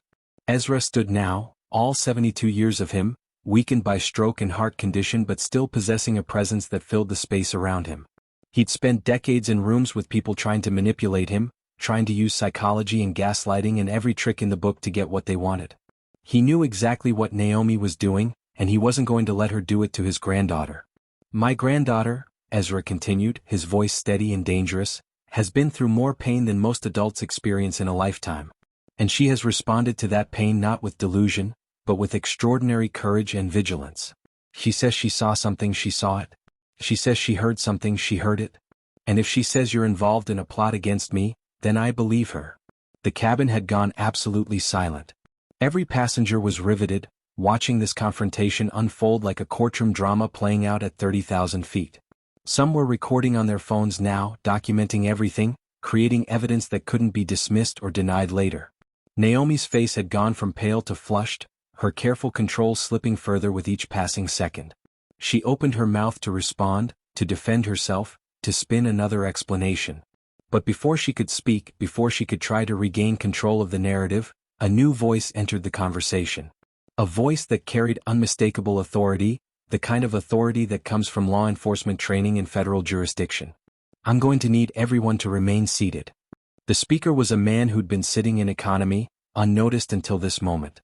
He was in his 40s, average height, average build, the kind of person you'd walk past without a second glance. Which was exactly the point. He'd been dressed in casual clothes, jeans and a button-down shirt, looking like any other business traveler. But now he was moving through the cabin with purpose, and he was pulling out identification that caught the light. My name is Levi, he said, holding up his credentials for everyone to see. I'm a federal air marshal. And I've been monitoring this situation since the disturbance began. An air marshal. Of course there was an air marshal. Flights always had the possibility of having undercover law enforcement aboard, people trained to handle exactly this kind of situation, watching for threats both foreign and domestic. And Levi had been doing exactly that, watching and listening and evaluating, waiting to see if intervention was necessary. The commotion Keturah had caused, the accusations she'd made, the conspiracy she'd exposed, had been loud enough and serious enough to bring him forward. Because if there was even a possibility that a passenger had been poisoned, if there was any chance that a crime was being committed in his jurisdiction, he needed to investigate. Levi moved to stand in front of Dinah, his expression neutral but his eyes sharp, missing nothing. He'd been trained to read people, to see through lies, to identify threats. And right now, looking at Dinah's trembling hands and flushed face and the way her eyes kept darting toward the exits, he was seeing a lot of red flags. Ma'am, he said, his voice calm but carrying absolute authority, I need to see your pockets. Dinah's eyes went wide, genuine fear flashing across her features. This is harassment, she sputtered, her voice rising. You can't just, I have rights. You can't search me without. Actually I can, Levi interrupted, his tone still calm, still professional but now edged with steel. I'm a federal air marshal, and I have reasonable suspicion that a crime may have been committed. Federal regulations give me the authority to search anyone on this aircraft if I believe there's a threat to passenger safety. So I'll say it again. Pockets. Now. The cabin was so quiet you could hear the engines humming, hear the air circulation system breathing, hear Dinah's rapid, panicked breathing. She looked around desperately, looking for an escape route that didn't exist, looking for support that wasn't coming, looking for any way out of this situation that was closing around her like a trap. Passengers were watching with rapt attention. Some looked scared, just now realizing that something genuinely dangerous had almost happened on their flight. Others looked vindicated, having chosen to believe Keturah despite her age. Simeon was nodding approvingly. Ezra had his arm around Keturah, holding her close, protecting her even as she'd protected him. And Naomi, in the back of the cabin, had gone absolutely still, like a deer sensing a predator, calculating whether to flee or freeze. Dinah's hands moved to her pockets with agonizing slowness, trembling violently now. She was trapped and she knew it. If she refused, the air marshal would search her anyway, probably with much more force and much less dignity. If she complied, she'd be handing over evidence of her crime. But she'd already committed. Already exposed herself through her reactions, her panic, her inability to maintain the professional mask when everything fell apart. So with shaking hands she began to empty her pockets. A tissue. A pen. A small notepad that flight attendants used for taking drink orders. All innocent, all explainable. And then, as her fingers dipped into her uniform pocket one last time, she pulled out a small vial. Maybe 2 inches long, made of glass with a rubber stopper. The kind of container used for medical substances, for injectable drugs, for things that needed to be kept sterile and measured precisely. The vial was empty now, its contents having been poured into Ezra's orange juice. But it still had a label, partially visible, with text that included words like, pharmaceutical grade, and chemical formulas that meant nothing to most of the passengers but everything to anyone with medical or law enforcement training. The vial fell from Dinah's trembling fingers onto the tray table with a small clink that sounded loud in the absolute silence of the cabin. It rolled slightly, catching the light, undeniable physical evidence of exactly what Keturah had been claiming. Levi picked up the vial carefully, holding it by the edges, preserving whatever fingerprints or residue might still be present. His face remained neutral, professional, but something hard flashed in his eyes. He'd just confirmed that a poisoning attempt had occurred on his flight, under his watch, and that a child's vigilance had been the only thing preventing murder. "I'm going to need to search the galley as well," Levi said, his voice still calm but now with an undercurrent of cold fury. "And I need this broken glass collected. All of it. It's evidence now." Other flight attendants who'd been watching the scene unfold with horror and disbelief, scrambled to help. They brought evidence bags, careful not to contaminate the crime scene, collecting every shard of broken glass, every drop of orange juice that hadn't yet soaked into the carpet. And when they examined the broken glass carefully, they could see it. A faint residue on the rim, slightly cloudier than pure orange juice should be. The physical evidence of poison, of attempted murder, of a conspiracy that had come within seconds of succeeding. Levi began to read Dinah her rights, his voice mechanical and official. "You have the right to remain silent. Anything you say can and will be used against you in a court of law." But Dinah wasn't listening to her rights. She was breaking, the dam of her composure finally shattering completely under the weight of being caught, of knowing that her life was over, that whatever money Naomi had promised her wasn't worth spending the rest of her life in federal prison. "She paid me." The words burst from Dinah's lips in a shrill, desperate scream that made several passengers flinch. "She paid me. Said it would just make him sick enough to retire. That he'd survive, just be weak enough that the board would force him out. No one was supposed to die." It was the classic defense of someone caught in murder. The claim that death wasn't the intention, that it was supposed to be something less, something more forgivable. As if poisoning someone with the intent to incapacitate them was somehow better than poisoning them with the intent to kill. Dinah's finger shot out, pointing at Naomi with shaking accusation. She said his heart was weak anyway, that he was going to die soon regardless. She said she'd set me up for life, that I'd never have to work another day, that all I had to do was add the substance to his drink and let nature take its course. The cabin erupted again, passengers gasping, some standing to get a better look at Naomi, who'd been exposed now not just by Keturah's accusations but by her co-conspirator's confession. "She planned everything," Dinah continued, her voice rising to near hysteria, all her years of practiced professionalism abandoned in the face of criminal charges and federal prosecution. "She gave me the vial, told me exactly how much to use, told me it would be undetectable. She said the company was worth billions, that she deserved to run it, that some old man and his granddaughter shouldn't control that kind of wealth when they didn't understand the business like she did." Naomi, realizing that her carefully constructed plan had completely collapsed, that her co-conspirator had just confessed to everything on a plane full of witnesses and at least one person recording everything on their phone, made a decision born of pure panic. She bolted. She grabbed her designer handbag and lurched toward the back of the plane, toward the lavatories, perhaps thinking she could lock herself in, perhaps thinking she could somehow destroy evidence, perhaps not thinking at all, just acting on the primal instinct to flee from danger. But she'd forgotten that she was on an airplane. There was nowhere to flee to. And the passengers who'd been watching this drama unfold, who'd seen a child nearly lose her grandfather to corporate greed and cold-blooded murder, weren't about to let a killer escape. Simeon, the man who'd first corroborated Keturah's story, was out of his seat in an instant.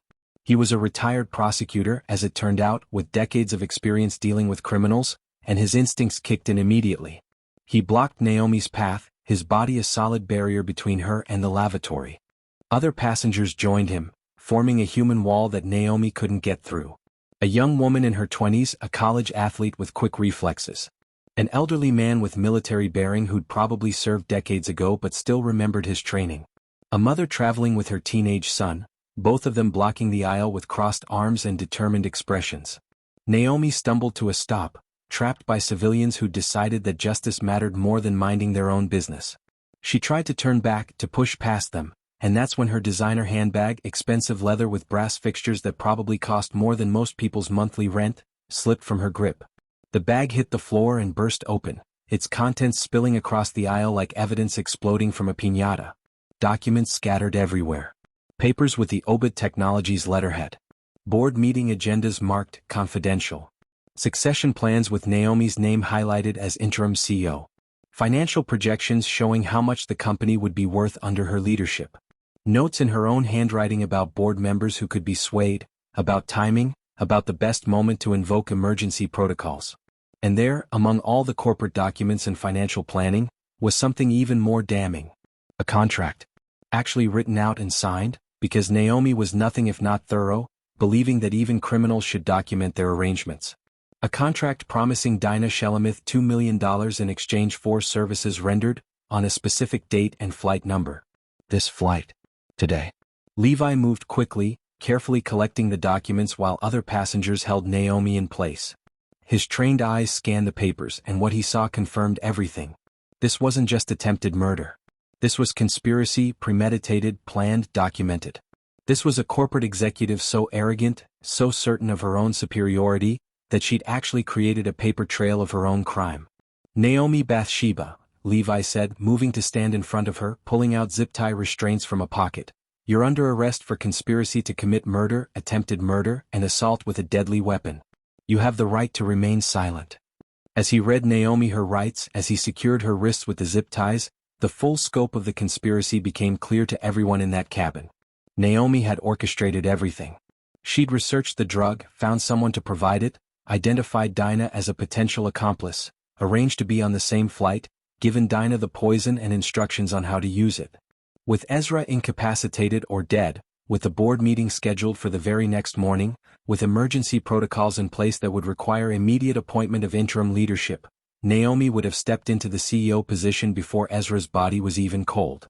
She'd have controlled the company through a sympathetic board she'd spent months cultivating, board members who owed her favors, who believed she deserved the position, who would have supported her transition from interim to permanent leadership. It was worth billions. That's what she'd been willing to kill for. That's what she'd been willing to risk everything for. The chance to control a pharmaceutical empire, to have power and wealth beyond most people's wildest dreams. And she would have gotten away with it. Every expert she'd consulted had assured her the drug was undetectable. Every plan she'd made had accounted for potential problems. Every contingency had been considered. Except one. She'd never accounted for an 8-year-old girl who loved her grandfather so completely that she'd been willing to watch, to listen, to notice things that adults missed. She'd never imagined that a child who'd already lost her parents would be vigilant enough to prevent losing the one family member she had left. Naomi had dismissed Keturah as irrelevant, as someone who wouldn't be believed even if she noticed something wrong. No one listens to children, she'd said on that phone call, confident in her assessment of how the world worked. But she'd been wrong. Because one person had listened. Ezra had believed his granddaughter. And that belief, that trust, that refusal to dismiss a child's testimony just because of her age, had saved his life and exposed a conspiracy that reached into the highest levels of his company. As Levi secured both Dinah and Naomi, as he radioed the cockpit to inform them that they had a criminal situation requiring immediate landing at the nearest airport, as he documented everything with methodical precision, the passengers in first class sat in stunned silence. They'd just witnessed an attempted murder. They'd just watched an 8-year-old girl save her grandfather's life. They'd just seen corporate greed and racist contempt collide with courage and love, and somehow, impossibly, courage had won. If you want to know what happens after this revelation, if you need to see how Keturah and Ezra move forward from this nightmare, if you want to hear the final resolution of this incredible story of courage and vigilance, make sure you're subscribed to this channel right now, because the conclusion is going to remind you why love and awareness are more powerful than any conspiracy, and you won't want to miss it. But before we get to that final chapter, I need to know something from you. Have you ever been in a situation where speaking up, where refusing to be silent about something wrong you witnessed, changed the outcome completely? Have you ever been the person who noticed what others missed, who refused to let injustice happen just because it was easier to look away? Share your story in the comments, because Keturah's courage should inspire all of us to be more vigilant, more willing to speak truth even when we think no one will listen. The pilot's voice came over the intercom, steady and professional despite the extraordinary situation unfolding in his first-class cabin. Years of training had prepared him for many scenarios, mechanical failures, severe weather, medical emergencies, but probably not for a foiled murder conspiracy orchestrated by a corporate executive and a flight attendant. Yet his voice remained calm, the kind of calm that comes from knowing that panic serves no one, that his job was to get everyone safely on the ground no matter what chaos was happening behind the cockpit door. Ladies and gentlemen, this is your captain speaking. Due to a security situation, we will be making an emergency landing at Charlotte Douglas International Airport. We are approximately 12 minutes from landing. Please remain in your seats with your seatbelts fastened. Law enforcement will be boarding the aircraft immediately upon our arrival. I want to assure all passengers that the situation is under control and there is no current threat to the safety of this flight. No current threat. The words hung in the air with bitter irony. There had been a threat, a lethal one, and it had come within seconds of succeeding. But the captain was right about one thing: it was under control now. Dinah and Naomi were both secured, zip-tied and watched carefully by Levi the air marshal and several passengers who'd volunteered to help ensure the conspirators didn't try anything desperate in the final minutes of the flight. The cabin had taken on a strange atmosphere, part crime scene, part vigil, part celebration. Passengers who'd witnessed everything were processing what they'd seen, some still in shock, some angry, some simply grateful that a child's vigilance had prevented tragedy. The broken glass had been collected. The evidence had been secured. The orange juice, poisoned with a substance meant to mimic heart failure, had been carefully preserved for forensic analysis that would confirm everything Keturah had claimed. Keturah herself sat pressed against her grandfather, her small body still trembling with adrenaline and fear, and the overwhelming relief that comes after crisis has been averted. Ezra had his arm wrapped around her, holding her close, and she could feel his heart beating, steady and strong and alive. Alive because of her. Alive because she'd watched when others hadn't, because she'd listened when she was supposed to be dismissed, because she'd acted when every instinct of childhood obedience told her to stay quiet and let adults handle things. The 12 minutes to landing felt simultaneously endless and instantaneous. Time had lost its normal rhythm in the wake of attempted murder and dramatic revelation. But eventually, inevitably, the plane descended through the clouds, the landing gear deployed with its familiar mechanical groan, and the wheels touched down on the Charlotte runway with a bump that had never felt more welcome. As the plane taxied toward the gate, passengers could see through the windows that this wasn't a normal arrival. Police vehicles surrounded the aircraft, their lights flashing blue and red against the tarmac. Ambulances stood ready just in case. Airport security had cordoned off the area, keeping other aircraft and ground crew at a distance. This wasn't just an emergency landing. This was a crime scene on wheels, a flying testament to conspiracy and attempted murder and the courage of one small girl. The moment the plane came to a complete stop, before the seatbelt sign had even turned off, the forward cabin door opened. And law enforcement poured in: Charlotte-Mecklenburg Police Department officers in uniform, FBI agents in suits and badges, airport security personnel, all moving with practiced efficiency toward the first-class cabin where two attempted murderers sat restrained and exposed. Levi briefed them quickly, his air marshal credentials giving him immediate credibility, his documentation of everything that had happened providing a clear picture of the crime. He handed over the evidence bags, the vial, the broken glass with its traces of poison, the documents that had spilled from Naomi's designer handbag, the contract promising $2 million for murder. Dinah and Naomi were escorted off the plane in handcuffs, real handcuffs now instead of zip ties, their wrists secured behind their backs as officers read them their rights again for the record. Both women were still trying to spin their stories, still attempting to minimize their culpability, still looking for angles and explanations that might somehow reduce the consequences of what they'd done. Dinah was crying now, mascara running down her face, her 15 years of professionalism completely abandoned. It wasn't supposed to kill him. She told me it would just make him sick. I didn't know it was lethal. I'm not a murderer. But her protests fell on deaf ears. Intent didn't matter when the substance in question was designed to trigger cardiac arrest. Ignorance wasn't a defense when you'd been paid $2 million to poison someone.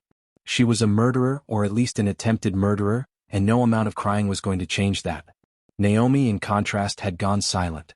Her sharp mind was already working through legal strategies, calculating her options, probably planning which high-powered attorneys she'd hire, which defense she'd mount. She'd spent 12 years navigating corporate warfare. She understood that the battle wasn't over, it had just moved to a different battlefield. Courtrooms instead of boardrooms. Prosecutors instead of board members. But she'd fight because that's what people like Naomi did. They fought for every inch, even when they'd already lost. As the two conspirators were led down the aisle toward the exit, past rows of passengers who'd witnessed their crime and their capture, something unexpected happened. Applause. It started with Simeon, the retired prosecutor who'd first corroborated Keturah's testimony. He began clapping, slow and deliberate and meaningful. And then others joined in. The college athlete. the mother and her teenage son. The businessman who'd noticed the suspicious exchange in the galley.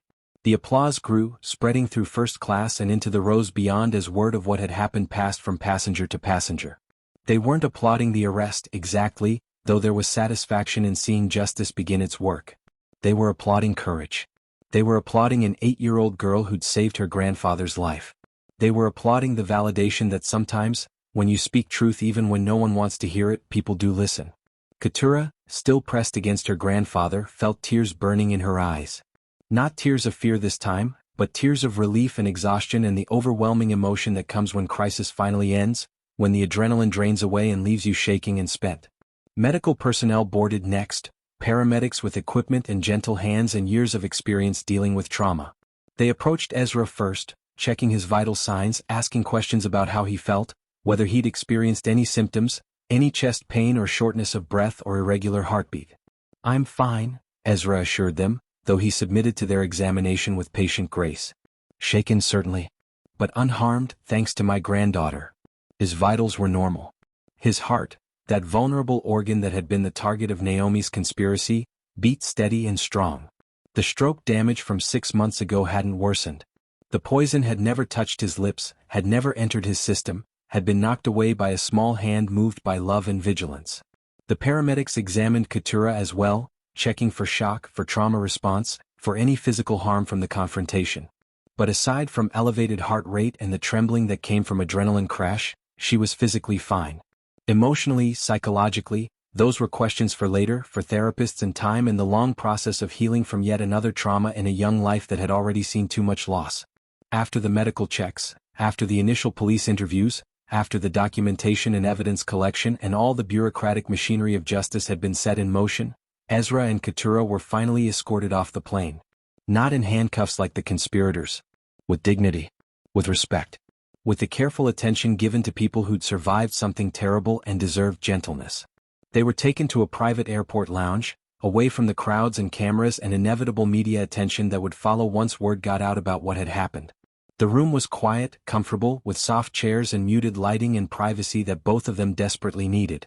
For a moment they just stood there, grandfather and granddaughter, in the sudden silence after chaos. The hum of the airport was distant, muffled. They could hear each other breathing.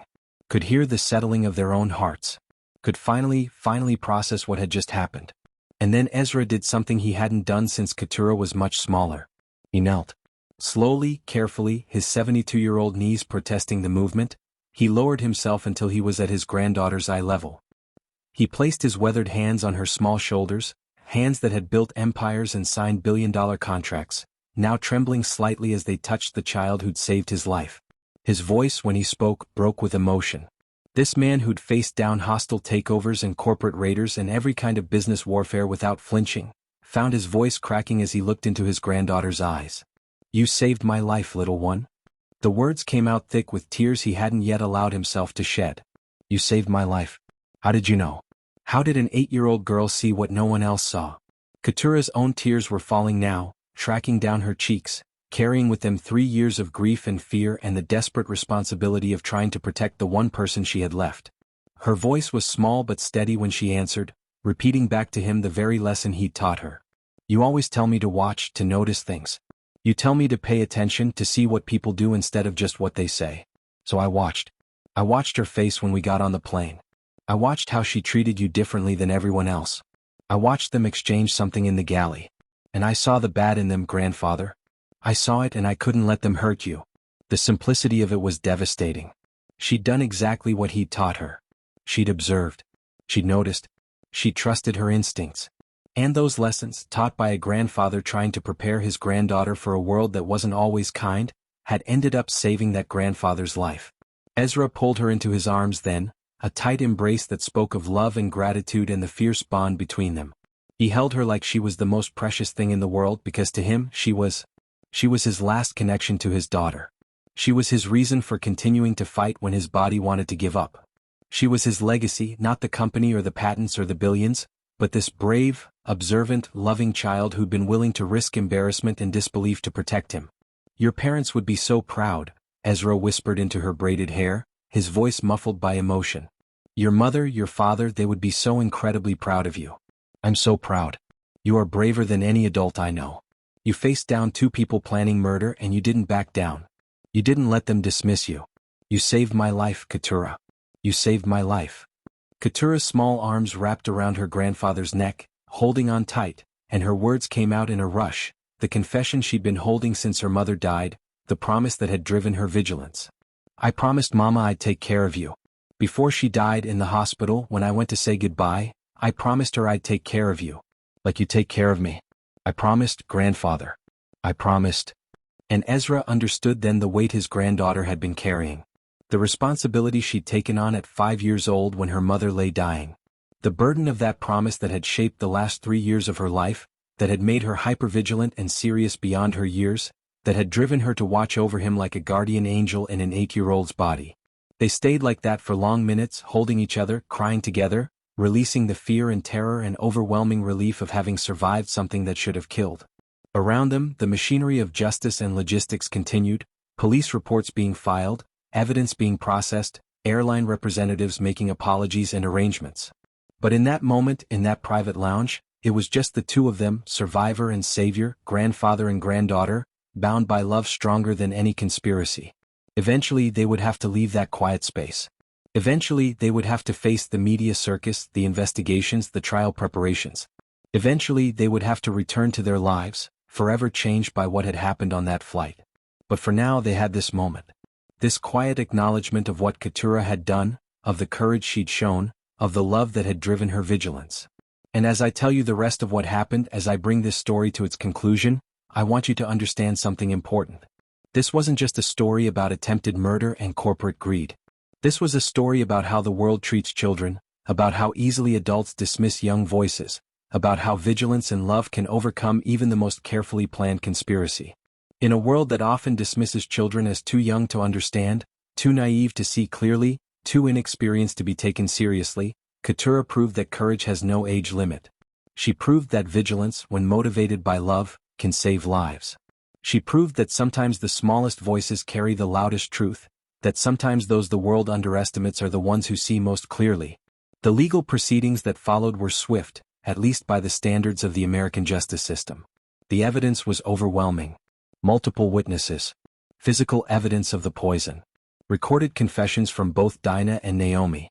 Security camera footage from the airport showing their exchange before boarding. Phone records showing their communications in the weeks leading up to the attempt. The contract in Naomi's handwriting promising payment for murder. Dinah's lawyers tried to argue diminished culpability, tried to paint her as a desperate woman manipulated by a sophisticated corporate executive. But the jury saw through it. She'd been paid $2 million. She'd known the substance was dangerous. She'd deliberately added it to an elderly man's drink. Intent was clear. Guilt was certain. Dinah Shelemith was sentenced to 12 years in federal prison for conspiracy to commit murder and attempted murder. Her career with the airline, 15 years of service, ended in disgrace. Her financial problems, the ones that had made her vulnerable to Naomi's recruitment, would follow her for the rest of her life. The $2 million she'd been promised, money that had never actually been transferred, remained forever out of reach behind prison walls. Naomi's trial took longer, her high-powered attorneys fighting every charge, questioning every piece of evidence, trying every legal maneuver to reduce her culpability. But corporate sophistication couldn't overcome the weight of documentation she'd created. The contract. The board meeting agendas. The succession plans with her name highlighted. Her own words recorded on multiple phones as passengers had documented the confrontation. Naomi Bathsheba was sentenced to 15 years for conspiracy to commit murder, attempted murder, and fraud related to her breach of fiduciary duty to Obed Technologies. Her ambition, her ruthless drive for power, her willingness to kill for billions, bought her nothing but a prison cell and the destruction of everything she'd spent 12 years building. The airline, facing potential liability and devastating publicity, implemented new safety protocols. Enhanced background checks for all crew members. Randomized security sweeps of galleys and crew areas. Stricter monitoring of passenger interactions. Anonymous reporting systems for suspicious behavior. It was too late for this flight, but perhaps it would prevent future tragedies. And Ezra, shaken by how close he'd come to death, by the betrayal of someone he'd trusted for 12 years, by the realization that his health and wealth had made him a target, made changes of his own. He restructured Obed Technologies completely. The board members who'd been sympathetic to Naomi, who'd been pressuring him to retire, who'd prioritized profits over ethics, were replaced. New oversight committees were established, focused not just on financial performance but on ethical leadership. The company's mission statement was rewritten to emphasize integrity over growth, people over profits. And most importantly, Ezra established an ironclad trust for Keturah's future. Not just money, though there was plenty of that, billions secured for her education, her care, her future endeavors. But also ethical oversight, boards of trustees selected not for their business acumen but for their character, people who would guide the company until Keturah came of age with the same values Ezra had tried to instill in her. He made sure that no one could ever again target his granddaughter's inheritance as motivation for harming him. Made sure that his death, whenever it came naturally, would change nothing about Keturah's security. Made sure that the love he felt for her was protected not just by emotion but by legal structures so robust that even the most ambitious corporate predator couldn't touch them. Weeks passed. The media frenzy eventually died down, as media frenzies always do, moving on to the next scandal, the next tragedy, the next sensational story. Keturah returned to school, though her teacher noticed she was quieter than before, more watchful, processing trauma that would take time to heal. Ezra's health remained stable, monitored more closely now, with security measures in place that hadn't existed before.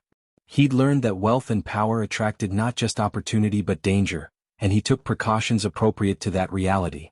And one day, several weeks after the incident, Ezra and Keturah found themselves at an airport again. They had a meeting in Atlanta, the same meeting they'd been traveling to when Dinah and Naomi had tried to kill him. It had been postponed, of course, but business eventually demanded attention. Keturah had been nervous about flying again. That was natural, expected, completely understandable. The last time she'd been on a plane, she'd stopped a murder. That kind of trauma doesn't just disappear because time passes. But they'd chosen a different airline this time, one with no connection to the previous attempt. And as they boarded, as they walked down the jetway toward another first-class cabin, Keturah held her grandfather's hand tight, her observant eyes already scanning for threats, her body tense with remembered fear. They took their seats, familiar leather and space and the quiet luxury of first-class travel. And Keturah's eyes immediately went to the flight attendants, watching for cold expressions, for false smiles, for any sign of the danger she'd learned to recognize. A flight attendant approached their row and Keturah tensed, her small body going rigid, preparing for confrontation. But this woman was different. Her smile was genuine, reaching her eyes, warm and real. She was younger than Dinah had been, with kind eyes and a gentle manner that seemed authentic rather than practiced. "Welcome aboard," the flight attendant said, her voice carrying real warmth. "My name is Rachel and I'll be taking care of you today.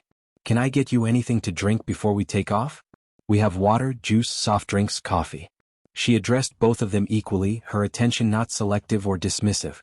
She looked at Keturah when she spoke to her, treated her like a person rather than an inconvenience.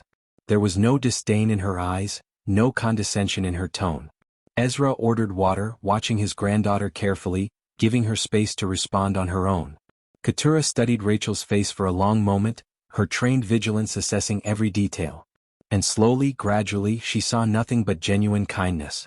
No hidden malice. No calculated coldness. Just a woman doing her job with professional care and real human warmth.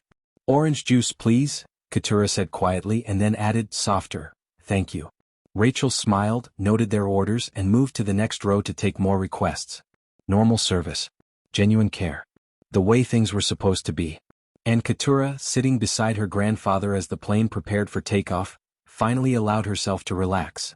Just a little. Just enough to believe that not everyone was a threat, that not every flight would end in conspiracy and confrontation, that sometimes orange juice was just orange juice. Her grandfather squeezed her hand gently, understanding what this moment meant, proud of her courage in facing her fear, grateful beyond words for the bond they shared.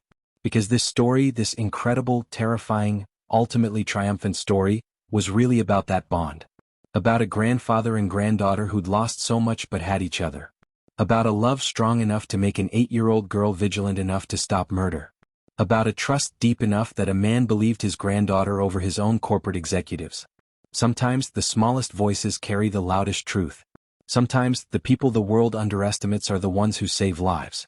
Sometimes a child's love is the strongest shield against the darkness of greed and ambition and the casual cruelty that comes with prejudice. Keturah Obed, 8 years old, had proven all of that on a flight that should have ended in tragedy but ended instead in justice. She'd proven that vigilance matters, that love motivates courage, that speaking truth is worth the risk of not being believed. And as their plane took off, climbing into the sky toward Atlanta and the business meeting and the life that continued after crisis, Keturah looked out the window at the clouds below and allowed herself a small smile. She'd kept her promise to her mother. She'd taken care of her grandfather. She'd been brave when bravery was needed. She'd spoken truth when truth needed speaking. And she'd learned something important about herself, that she was stronger than she'd known, braver than she'd believed, capable of facing darkness and emerging into light. Whatever challenges lay ahead, whatever dangers the future might bring, Keturah Obed knew she could face them. Because she'd already faced the worst and won. And with her grandfather beside her, with love as her shield and vigilance as her sword, there was nothing she couldn't overcome. If this story has moved you, if Keturah's courage has inspired you, if you believe that sometimes the smallest voices need to be heard the loudest, then show your support by subscribing to this channel right now. We share stories like this, stories of justice and courage and the triumph of good over evil, because the world needs to remember that heroes come in all sizes, and sometimes an 8-year-old girl can change everything. And I want to leave you with one final question, one that I hope will stay with you long after this story ends. What would you have done in Keturah's shoes? If you were 8 years old, if you'd overheard that conversation, if you'd witnessed that exchange, would you have had the courage to act? Would you have risked looking foolish, risked not being believed, risked making a scene to save someone you loved? Share your answer in the comments below, because Keturah's story challenges all of us to be more vigilant, more willing to speak truth, more courageous in the face of danger. And maybe, just maybe, your answer will inspire someone else to find their own courage when it's needed most.